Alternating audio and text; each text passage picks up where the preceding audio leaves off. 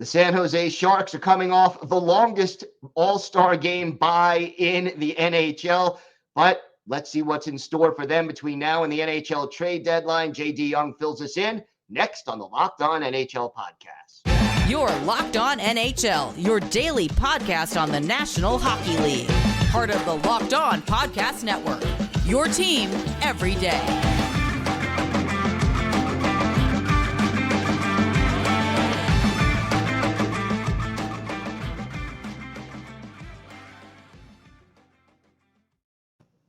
Gil Martin here. Welcome to the Monday edition of the Locked On NHL Podcast, part of the Locked On Podcast Network, your team every day. I want to thank everyone who makes Locked On NHL your first listen every day. Don't forget to subscribe on YouTube or wherever you get your podcasts so you can get new episodes as soon as they drop.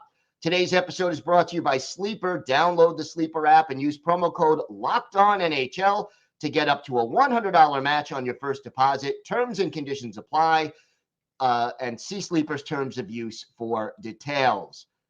It is my pleasure to welcome back to the show the host of Locked On Sharks, JD Young. And JD, long by the Sharks, the only team who have not played a game in the month of February yet. Yes, I, for one, have been enjoying a break for watching this team.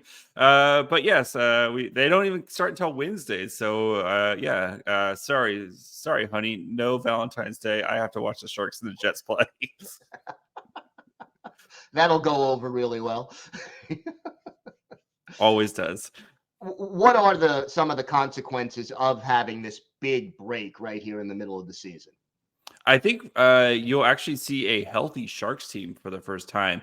Logan Couture, who has missed the entire season until a couple weeks ago when he finally made his return, he came back. But as soon as he came back, Mikael Granlund, who had been having a really great season for the Sharks, got hurt, and it's just been kind of this shuffling of forwards of kind of players just to try to put together a roster.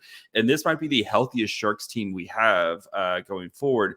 We might actually see all four centers with Tomas Hertl, Logan Couture, Mikael Granlund, and Nico Sturm all playing in the same game this season, which again, we're going to be at game 52, and we haven't seen all four of these guys play together, which would be kind of amazing.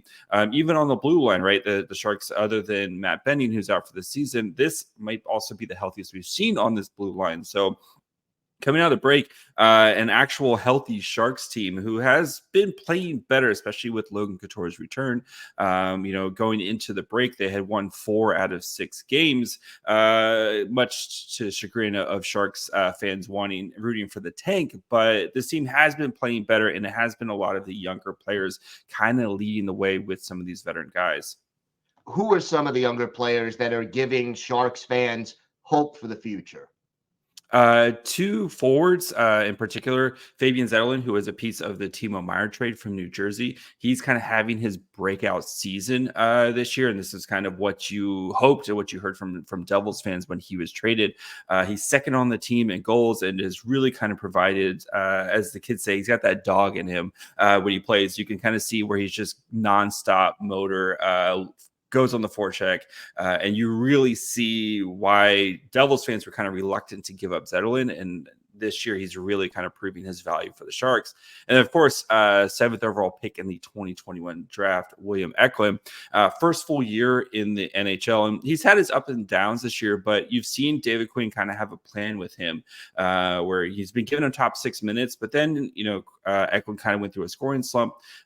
Discussed with Eklund, hey, we know you've been playing well and you just maybe haven't gotten rewarded. We're going to put you on the third line for a little bit. Maybe you play some easier competition. Guess what? Eklund finds the scoring touch again, and then he's been kind of bumped back up into the top 6.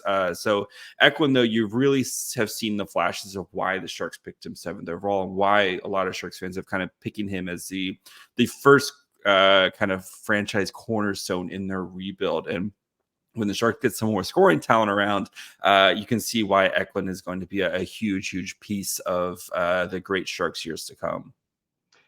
You talked about some fans maybe being disappointed that they won 4 out of 6. Yes. We know this is a major rebuild going on.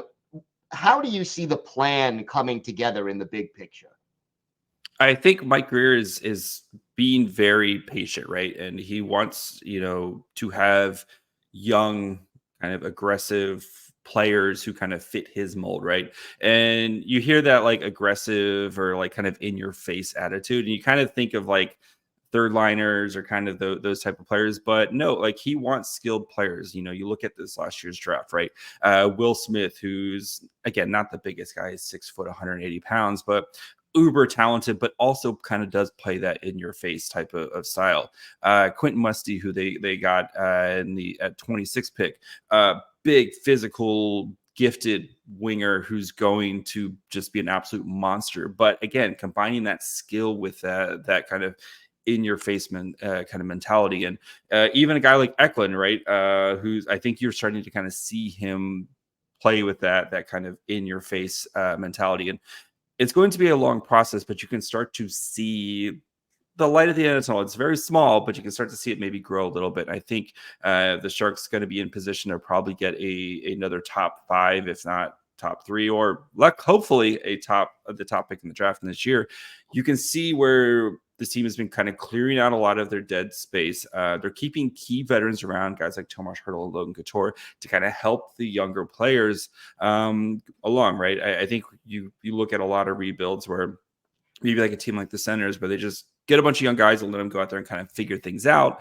But then you have a lot of teams who will, kind of try to have these key veterans along to help kind of guide these young guys. That way they can learn, the right way to play hockey and a winning attitude and all that fun stuff. But I do think it's kind of important to have these guys who kind of been there and done that. And, Logan Couture has been in the league for 15 years. Vlasic has been in the league forever. Having these guys around to kind of help some of these young guys who are trying to figure things out. It's still like, I don't expect this team to be a playoff team, next year, the next couple of years, but I think they are setting up sustainable success. I think that's what you want, right? You don't want that kind of flash in the pan, like, hey, cool, we made the playoffs. But then you kind of maybe take a step back. You want to be that next great team that go on that another 15-year run like the Sharks had. So with that in mind, with the fact that they're keeping some key veterans around to try to educate the kids, what do you expect to happen as the NHL trade deadline approaches? I think the Sharks will still be kind of major players trying to move away off some pieces. I don't feel like this trade deadline, there's not as much juice. Maybe it's just me, but I feel like there's not as much juice. You don't have like the Timo Meyers. You don't have some of these other kind of big potential superstar names. But, I look at a guy like Anthony Duclair, who the Sharks traded for this offseason. He's kind of had an up and down season, but I think on a team, maybe a little bit more offensive talent, Duclair would be a really nice kind of second line forward, former 30-goal scorer. He's a big name that for the Sharks. I think Mario Ferraro, potentially. I know he's got a couple years left on his deal, but you look at teams like the Leafs, right, who are trying to kind of add to the defensive core. Ferraro is a guy who can kind of slide in, be your fourth defenseman, and really add to good defensive value. And then I think a big question for the Sharks is the goaltending, right?